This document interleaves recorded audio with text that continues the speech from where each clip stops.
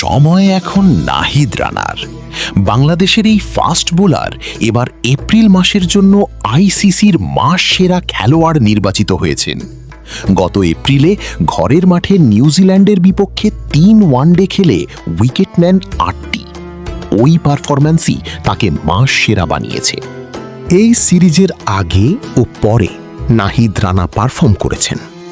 গত মার্চে পাকিস্তানের বিপক্ষে 3 ম্যাচের ওয়ানডে সিরিজেও তিনি 8 উইকেট নিয়েছিলেন।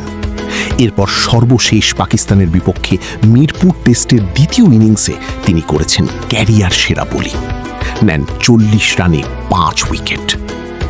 নাহিদ রানা এই প্রথম আইসিসির মাস সেরা পুরস্কার জিতলেন।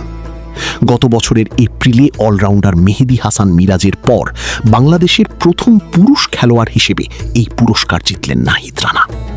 তার আগে বাংলাদেশের খেলোয়াড়দের মধ্যে এই স্বীকৃতি পেয়েছেন মুশফিকুর রহিম, সাকিব আল হাসান 2 বার ও মেহেদী হাসান মিরাজ।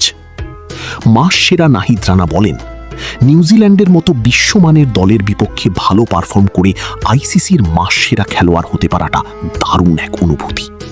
এটি দেশের মাটিতে পারফর্ম করতে পারা সিরিজটিকে আরও বিশেষ করে তুলেছে এবং এই সিরিজটি আমি সব সময় মনে রাখব। সেই সিরিজে নাহিদ রানার শুরুটা ভালো হয়নি। প্রথম ম্যাচে 65 রান খরচায় নেন 1 উইকেট।